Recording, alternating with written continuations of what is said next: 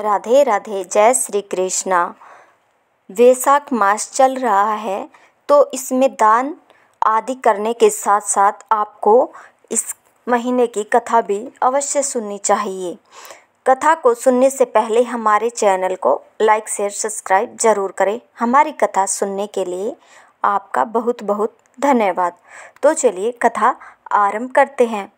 वैशाख मास का महत्तम कथा अध्याय 19। व्याध बोला, हे ब्राह्मण, आपने समस्त शुभ फलदाता भागवत धर्म विष्णु के निमित्त बताए। इनमें भी वैशाख मास के धर्म सबसे उत्तम है।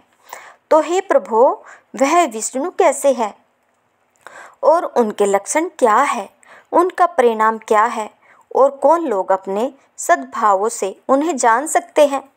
वैष्णव धर्म क्या है जिनसे विष्णु भगवान प्रसन्न होते हैं? हे महात्मे, यह सब मेरे सामने कहिए, मैं आपका किंकर हूँ। जब व्याध ने इस प्रकार पूछा तब वह मुनि जगत के इस अनाम्य नारायण को नमस्कार कर फिर कहने लगे। शंख बोले, हे व्याध सुन, मैं विष्णु के कलमश रहित रूप का वर्णन करता हूँ। यह रूप बराह आदि से लेकर किसी मुनि तक के ध्यान में नहीं आता। विष्णु भगवान पूर्व शक्ति युक्त, पूर्ण गुण विशिष्ट, सकलेश्वर, निर्गुण, अनंत सच्चिदानंदन रूप है। संपूर्ण चराचर विश्व के वही स्वामी है। यह उन्हीं के आश्रय और वश में है। अब मैं तुझे उसी परमात्मा ब्राह्मण के लक्षण बताता हूँ, जिससे उत्पत्ति, स्थित, संहार, आविर्त, नियम, प्रकाश, बंध, मोक्ष और वीर्त होती है। पंडित लोग उसी विष्णु को बराह कहते हैं। इसी को साक्षात बराह कहते हैं। पश्चात बराह आदि को भी उसके उपपद बराह शब्द की ज्ञानी जन व्युत्पत्ति कहते हैं। एवं जो उसके एक एक अंश संयुक्त है उनमें बराहत्व कहा। इस परमात्मा के जन्मादिक तो केवल शास्त्र से जानने योग्य है। वेद, स्मृति, पुराण, इतिहास, पंचरात्र और महाभारत से विष्णु भगवान के आत्म स्वरूप है। इन्हीं के ही द्वारा विष्णु भगवान जाने जाते हैं, अन्य किसी प्रकार से नहीं जाने जाते। ये विष्णु भगवान केवल वेद से ही जाने जाते हैं। वेद सनातन नारायण भगवान इंद्रिय, अनुमान और वर्क द्वारा जानने में नहीं आते हैं। इसी के जन्म, कर्म और गुणों को जानकर प्राणी मोक्ष पाते हैं और उसके अधीन रहते हैं। कर्म से विष्णु का महात्म्य सीतास्य होय है। ऐसे ही देव, ऋषि, पिता और माता एक एक में शक्ति स्थित रहे हैं। प्रत्यक्ष, आगम व अनुमान से बल, ज्ञान और सुख में प्रथम मनुष्य को उत्तम जानो, फिर ज्ञान आदि द्वारा आवर्त राजा को 100 गुना अधिक जानो। इनसे तत्वाभिमानी देवताओं को 7 गुणाधिक जाने। तत्वाभिमानी देवताओं से भी सप्तऋषि बड़े हैं।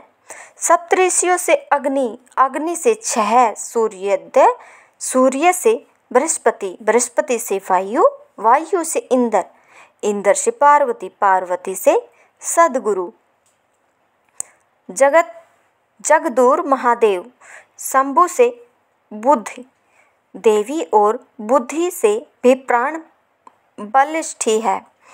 प्राण से अधिक कुछ नहीं, प्राण में ही सब है। प्राण से ही संसार स्थित है और यह संपूर्ण जगत प्राणात्मक है। सब प्राण से प्रोत है और प्राण से ही सब जगत विशिष्ट है। नील मेघ के समान प्रभायुक्त सब का आधार भूत इसको सूत्र कहते हैं। लक्ष्मी के कटाक्ष मात्र से इनकी स्थिति है। तब व्याग बोला, तो वह लक्ष्मी देव विष्णु भगवान के एकमात्र कृपा पात्र है। भगवान विष्णु से अधिक या समान कोई नहीं है। जीव में इस प्राण नाम सूत्र कैसे हुआ? हे ब्राह्मण, मेरे सामने इसका निर्णय कहो। परमात्मा प्राण से अधिक कैसे हैं? शंख बोले, हे व्याध, जो निर्णय तू पूछता है वह सुन। मैं संपूर्ण जीवों द्वारा प्राणिधक्य के उद्देश्य से कहता हूँ। प्राचीन काल हुए इसमें सनातन नारायण भगवान ने कमल योनि में ब्रह्मा आदि देवता रचकर कहा, मैं ब्रह्मा को तुम्हारा राजा बनाऊंगा और जो कोई तुम में सर्वश्रेष्ठ हो उसे तुम युवराज बनाओ, परंतु वह शील, शौर्य और दया आदि गुणों से युक्त हो। जब भगवान ने ऐसा कहा तो देवता इंद्र के पास जा आपस में विवाद करने लगे कि हम होंगे। सब विवाद करते करते कोई बोले सूर्य सब में परे है, कोई कहने लगा इंद्र सब में परे है, कोई चुपचाप खड़े रहे। जब वे किसी प्रकार से निर्णय नहीं कर सके तब नारायण के पास गए। तब सब देवता नमस्कार कर हाथ जोड़ उनसे कहने लगे, हे महाराज, हमने आपस में बहुत विचार किया परंतु हम में कोई भी अधिक श्रेष्ठ नहीं दिखाई देता है। अतः हे प्रभु, आप ही इसका निर्णय करके हमारे संशय को दूर करिए।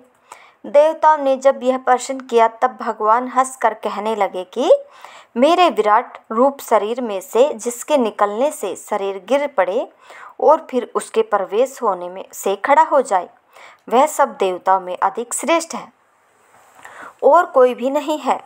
यह सुनकर सब देवताओं ने तथास्तु ऐसा ही हो कहा। तब जयंत नामक देवता भगवान के पाँव में से निकल गया तो उसको पंगु कहने लगे, परंतु शरीर नहीं गिरा।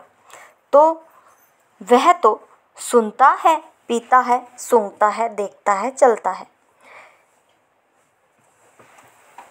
में से दक्ष नाम प्रजापित निकल गए। तब उसे पंड कहने लगे, परंतु देह न गिरा।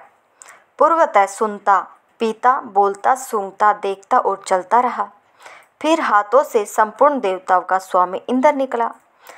तब इसे हस्तहीन कहने लगे, परंतु शरीर नहीं गिरा। वह पहले की तरह ही सुनता, पीता, बोलता, सूंघता रहा। तत्पश्चात नेत्रों से सब तेज स्वामियों में श्रेष्ठ सूर्य निकला। तब उसने काना कहने लगे, परंतु देह नहीं गिरा। पूर्ववतः सुनता, पीता, बोलता रहा। फिर नाक से अश्विनी कुमार निकल गया। तब उसे नासिका रहित कहने लगे, परंतु देह न गिरा। पूर्वतः सब करते करता रहा। फिर कानों से दिशा निकल ली, परंतु देह न गिरा। फिर इसे बहरा कहने लगे, परंतु मर्त न कहे। फिर जिह्वा से वरुण निकल गया तो उसे अरसग कहने लगे, परंतु देह न गिरी। पूर्वतः जीता, चलता, खाता, जागता और श्वास लेता रहा। फिर वाणी से वागीश्वर अग्नि निकला। तब उसे गूंगा कहने लगे, परंतु देह न गिरी। पूर्वतः सब काम करती रही। फिर मन को चैतन्य करने वाले रुद्र मन से निकल गए तो उसे जड़ तो कहने लगे, परंतु देह न गिरी। पूर्वतः चलती रही। फिर प्राणों के निकलते ही उसे मर्त कहने लगे। तब देवता विषिमत हो कहने लगे, जो कोई हम में से इस गिरी हुई देह के उठाने में समर्थ होगा वही सर्वश्रेष्ठ है और वही युवराज होगा। ऐसी प्रतिज्ञा कर क्रम से प्रवेश करने लगे। प्रथम जयंत ही चरणों में प्रविष्ट हुआ, परंतु देह नहीं उठी। दक्ष द्वारा प्रविष्ट हुआ, परंतु देह न उठी। इंद्र हाथों में प्रविष्ट हुआ, परंतु देह नहीं उठी। सूर्य नारायण नेत्रों में प्रविष्ट हुए, परंतु देह जो कि त्यों ही पड़ी रही। इसी तरह दिशा नेत्रों में वरुण, जीवा में अश्विनी कुमार, नासिका में अग्नि, वाणी में रुद्र, मन में प्रतिष्ठित हुए, परंतु देह फिर भी नहीं उठी। सबसे पीछे प्राण घुसे तो प्राणों के प्रवेश करते ही शरीर उठ खड़ा हुआ।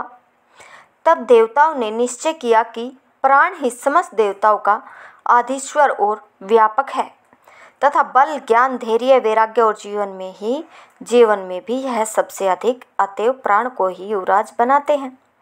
उत्कृष्ट हेतु से समावेद का गान करते हुए इसी हेतु से स्थावर और जगतमात्मक यह विश्व प्राणात्मक है।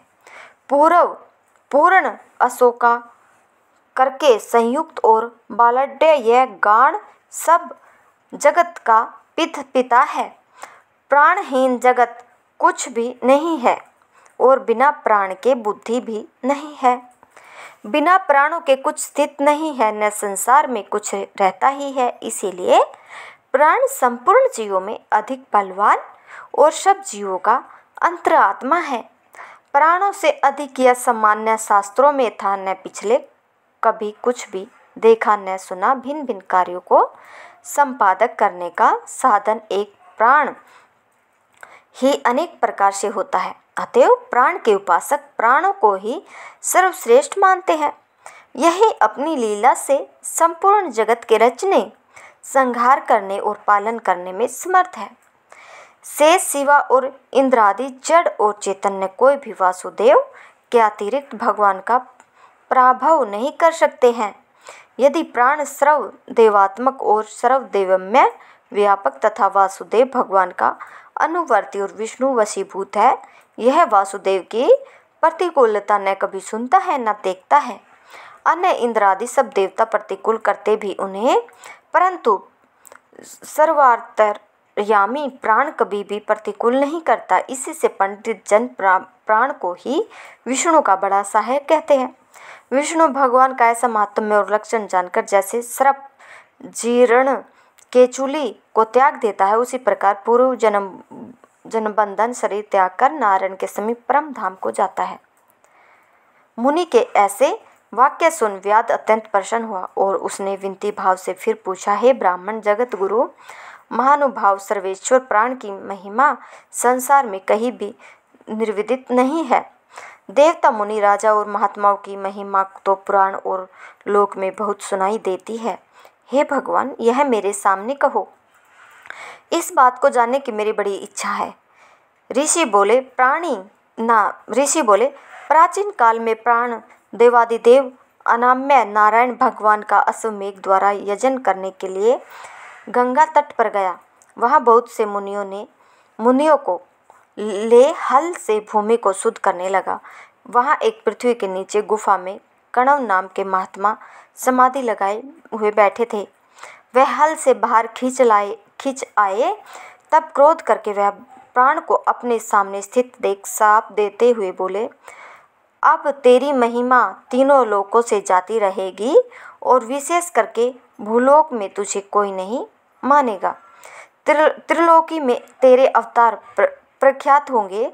तब उस मुनि ने ऐसा कहा। तब प्राण क्रोध कर बोला, मैं अपराधी हूँ, सो और बिना अपराध तूने श्राप दिया, इसलिए हे कर्णव, तू गुरुद्रोही हो और तेरी वर्ती विश्व में निदित हो। तभी से संसार में और विशेष करके भूलोक में प्राण की महिमा प्रसिद्ध नहीं है और श्राप के कारण कर्णव गुरु को मारकर सूर्य का शिष्य हुआ। हे व्याघ, जो कुछ तूने पूछा सो सब तुझसे कहा। अब जो कुछ तुझे पूछना हो वह पूछ, कुछ विचार मत करे। अगर आपको हमारी यह कथा पसंद आई हो तो प्लीज़ हमारे चैनल को लाइक शेयर सब्सक्राइब जरूर करें। वैशाख मास का महात्म्य कथा अध्याय 20 कल आपको इसी चैनल पर जरूर सुने उस वीडियो को। धन्यवाद सभी का। राधे राधे। जय श्री कृष्ण।